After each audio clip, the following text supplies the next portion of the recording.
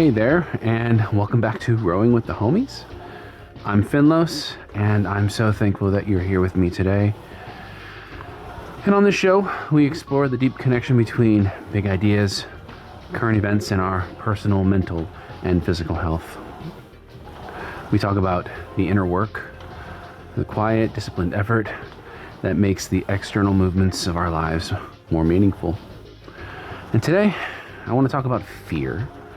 And I don't mean the panic of like a sudden scare or a fright, but the deep foundational fears that drive the big choices in our lives, our social behaviors, and even our relationships. And I want to talk about the fear we spend so much energy trying to avoid and the profound value we lose in that avoidance.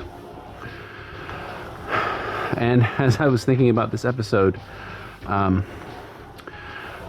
guess I came to a realization that a principle for how I look at most of my work, including this show and my personal life, comes from one of my favorite pieces of literature, maybe my favorite, and that's Dune by Herbert.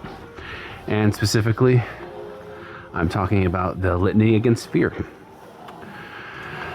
I love this language, this passage so much, and it has had such an impact on me that I even have it tattooed on my arms, or at least parts of it. And the litany itself goes, I must not fear. Fear is the mind killer. Fear is the little death that brings total obliteration. I will face my fear. I will permit it to pass over me and through me, and when it has gone past, I will turn the inner eye to see its path. Where the fear has gone, there will be nothing. Only I will remain. And many people will recognize this from the various incarnations of adaptations of Frank Herbert's Dune works, movies, audiobooks, whatever. But most people haven't heard the whole thing. And I think that for those who have heard it, and maybe even those who have read the books, that it's easy to potentially interpret the litany as working from a philosophy of fearlessness, of moving through life, through the universe, without having fear. But I've come to see it as something richer and more challenging, and that's as a philosophy of struggle and acceptance. Moving through the universe informed by our fear, and using that fear as a valuable, if sometimes painful, guide. Movement in life and growth in life isn't about escaping fear. It's about moving through it. So today I want to dig into where this comes from. I want to see how it might apply to ourselves personally, how we might use it as a lens to examine current situations in life, and maybe how we can find ways to be better adapted for our own personal growth. And so, to begin, the litany of fear has been on my mind. And the litany itself is a mantra or a prayer that is used by the Bene Gesserit, who are a sisterhood dedicated to preserving and guiding humanity through a commitment to disciplined mental and physical control. It's an all-female group within the novel's framework, and there are lots of problematic issues with Frank Herbert and some of the gender issues in his works, which I will talk about in other episodes, but I don't want to distract too much from what I think the core or the strengths or the true takeaways from this idea are, and something that I think is really valuable, and that is, at its heart, the litany is a psychological tool for controlling our instinctual reactions to terror. When the litany says, "I must not fear," it's not giving an absolute command.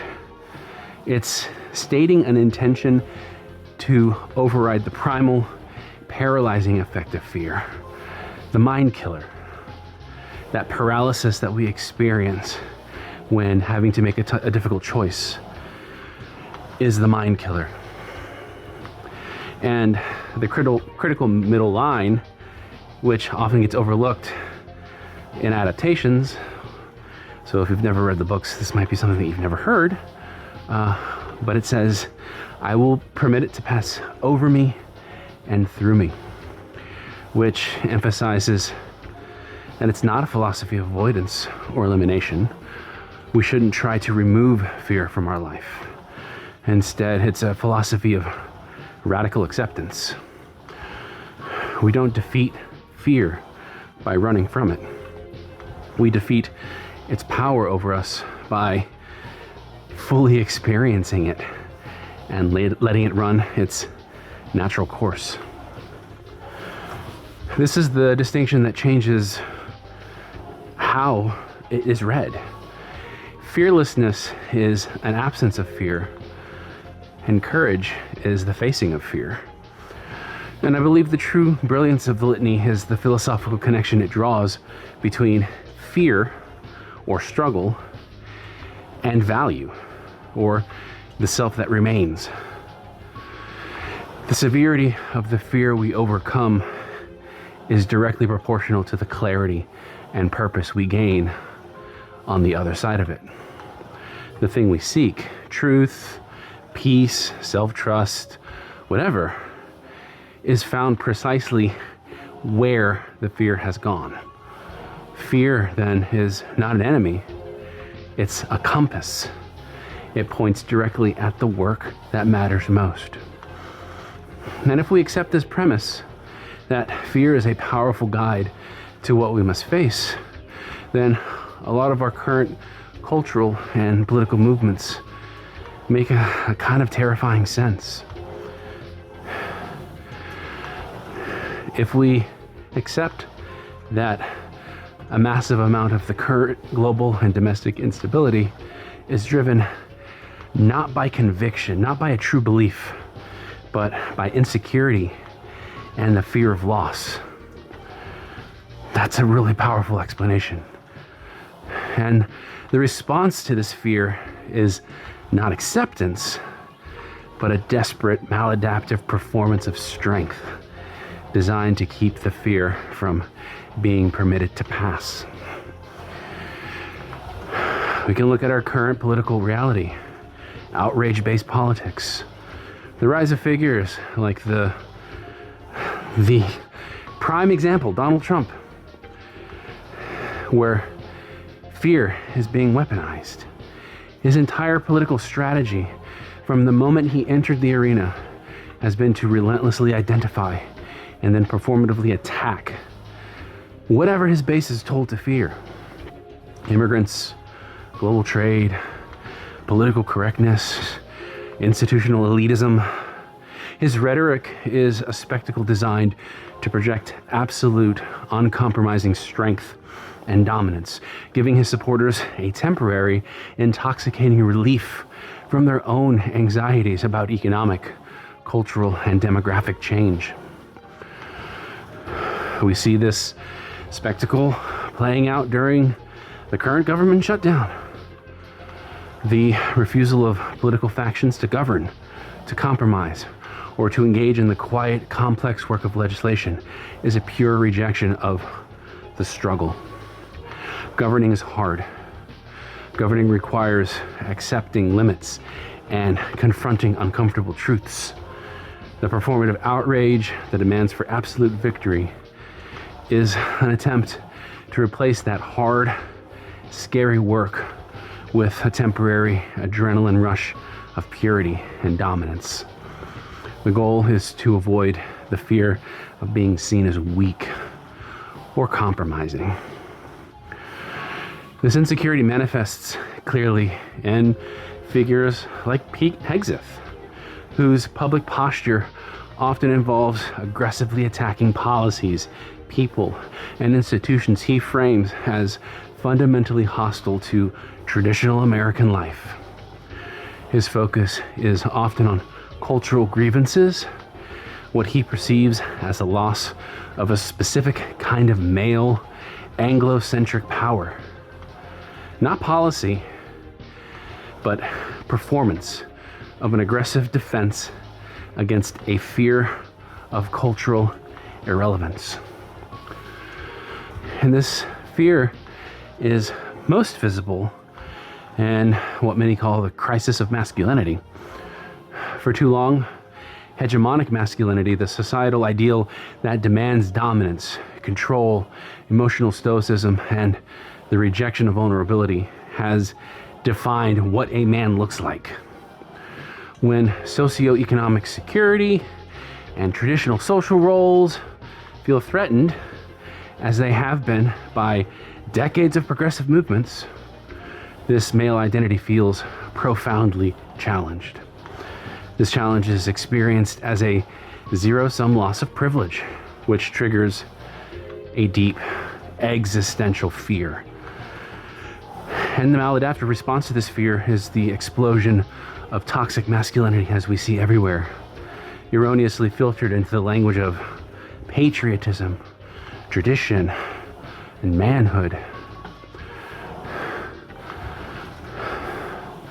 This is the primal fear that we see in the language of bigotry and hatred, especially in policies against immigration and marginalized communities. It's the fear of the other, the fear that a group with different values or appearances will disrupt the existing hierarchy and steal resources or status. Hateful policies, especially against immigrants or LGBTQ plus communities, are just political structures built to soothe the collective fear of change and assert a fragile, threatened dominance. Very fragile. Here, the fear of scarcity is projected onto the immigrant. They are coming to our limited resources, our comfort, our abundance, even if that abundance was built on extractive practices in the first place. While guns themselves are not inherently evil, often the desire for a weapon stems from a profound fear of helplessness, a belief that the only way to retain control is through an absolute assertion of final lethal force. This is a refusal to trust community, institutions, or shared safety, instead retreating into a self-reliant posture built on insecurity. And this is really complicated because we are living in a society where there is good reason to not trust members of our community and our institutions, because there is very clear evidence that they are now acting against us. The incel movement and general male isolation are also manifestations of a deep fear of genuine intimacy and vulnerability. Traditional masculinity teaches that vulnerability is a weakness. When men, fearful of failure and rejection, withdraw, they often retreat into an online ecosystem that validates their fear and provides an aggressive, toxic outlet to blame others, like women, like society, for their pain, rather than facing the terrifying struggle of internal work and genuine connection, because they are hard, because it's hard. And in all these cases, the ideas of the litany are being broken. Instead of facing the fear, the men involved are trying to use outrage, aggression, and isolation to convince themselves and the world that the fear does not exist.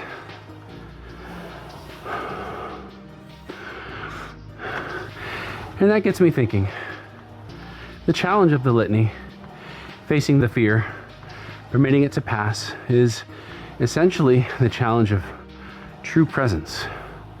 Fear is fundamentally about the future, the fear of what might happen, the fear of losing what we have right now. The litany brings us back to the present moment, where the only thing that remains is us, standing our own ground.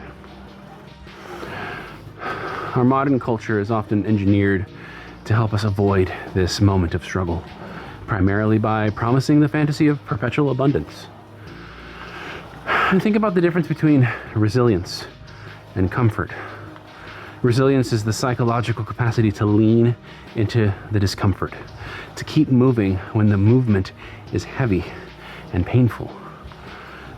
The litany is a formula for resilience. But when we prioritize comfort above all else, the moment we feel a twinge of internal insecurity, the immediate impulse is to reach for a distraction or to project that pain outward as blame and aggression. This is where the fear of scarcity and the defense of extractive abundance intersect. For many, especially in the global West, comfort and a sense of guaranteed resource access, what we call abundance. This is where the fear of scarcity and the defense of extractive abundance intersect. For many in wealthy nations, comfort and a sense of guaranteed resource access, what we call abundance, did not arrive naturally. It arrived through centuries of extractive and exploitative policies, imperialism, colonialism, and resource-intensive industrialization that relied on externalizing costs and damage to marginalized communities and the environment. Now, we face the consequence most acutely in the climate crisis. The fear is existential, massive, and paralyzing. But much of the refusal to act is tied less to the science and more to the deep personal fear of losing guaranteed comfort that this extractive abundance has provided. To acknowledge and move through this fear would require two terrifying steps. First, the honesty of complicity, and that the personal and collective struggle of owning our part in a destructive system needs to be had. This is the internal struggle of admitting we benefited from exploitation. And second is sacrificing communal benefit. The necessity to move from a personal benefit mindset to a communal benefit mindset.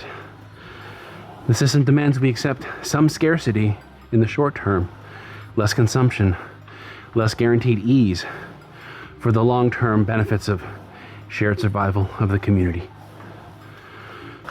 The societal response from those in power is often denial, deflection, or the promotion of false, easy solutions. Because the struggle, the commitment to profound, uncomfortable systems level change is too much, I guess they say. It's easier to dismiss the science and cling to the comfortable status quo than to face the fear of a fundamentally different future.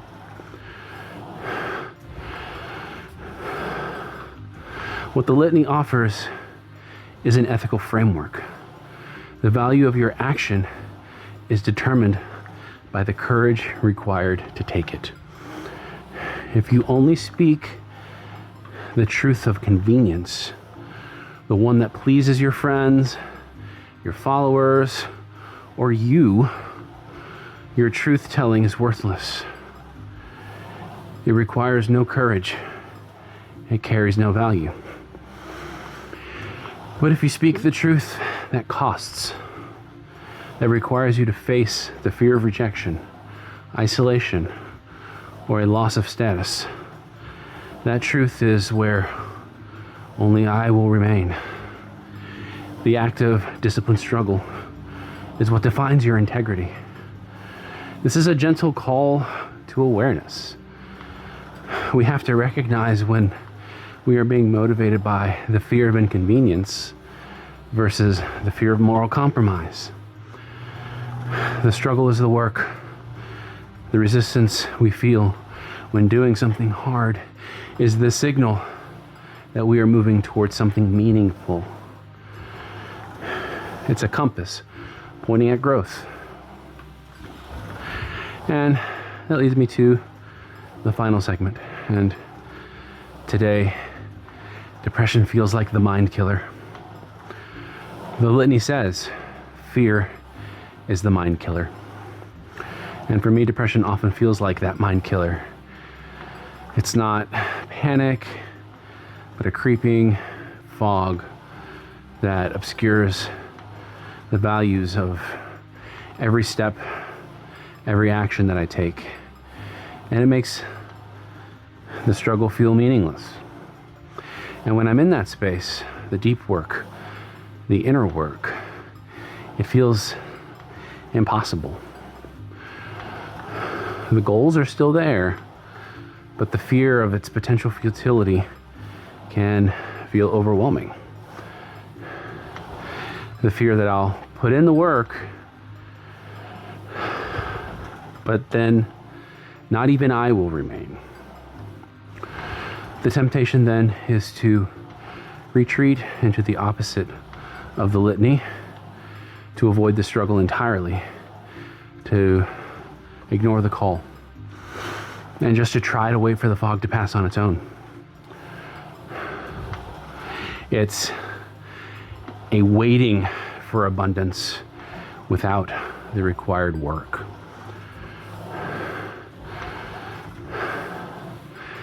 But if we pause and if we recite the litany to ourselves, I must not fear. Fear is the mind killer. Fear is the little death that brings total obliteration. I will face my fear. I will permit it to pass over me and through me, and when it has gone past, I will turn the inner eye to see its path. Where the fear has gone, there will be nothing. Only I will remain. I then realized that the fear of futility is the struggle. And that is the thing through which I have to move. And so today, depression feels like talking to myself. But it's a conversation where I'm not seeking validation.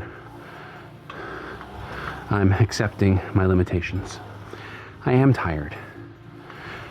I am moving slowly. This work is heavy. But this acceptance is an act of courage. It's facing the fear of imperfection, the fear of personal scarcity, the fact that I don't have infinite emotional resources. And by accepting the struggle, by letting the fear of the day pass over me and through me, I can finally start to hear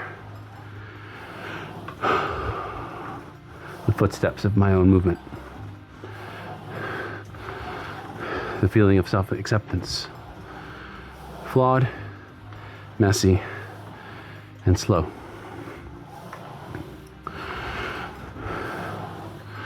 And hopefully, in that acceptance, the external work of growth and community building becomes possible, because it's no longer driven by the frantic need to prove something, but by a quiet confidence of just being present. And to be clear, this is my experience. Everybody's experience of depression is different. I do not claim to know your experience or to speak for you, but I hope to express solidarity and to extend a hand and to remind you that we're in this together. Asking for help is not weakness. Seeking the comfort of familiarity with friends and family and people we trust is not weakness. If you need help, find a friend, find a family member, find a partner, find a professional who you trust, who can help you.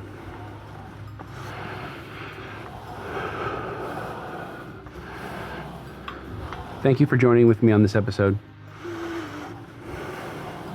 I hope that An insight that we can all carry from this is that some of our biggest problems, personally, politically, globally, systemically, arise from a collective failure to practice the litany's core command, to permit the fear to pass over us and through us. We are sometimes so afraid of the struggle, the need to sacrifice, the need to seek the benefit of the community over personal gain, that we cling to false comforts found in aggression and bigotry and avoidance. But real movement can be found when we understand that fear is our compass, and it points to the things that matter most. The discomfort of confronting our own biases, the difficulty of policy compromise, the pain of authentic vulnerability. These struggles are not obstacles to be bypassed. They are the actual substance of growth and resilience. And when the struggle is over, and when the fear has passed, only you will remain, clearer, stronger, and defined by the path you choose to take. I thank you for spending this time and your energy with me. If you found anything of value in this conversation, please like the show, share it with somebody who you think might also benefit from it. Leave me a comment, a suggestion, an idea for a future episode. You can send an email to finlos@finloslives.com. You can send a message to me on social media. Please subscribe to the show on your favorite podcast platform. And that way you can be notified when new episodes are uploaded. I look forward to our next conversation.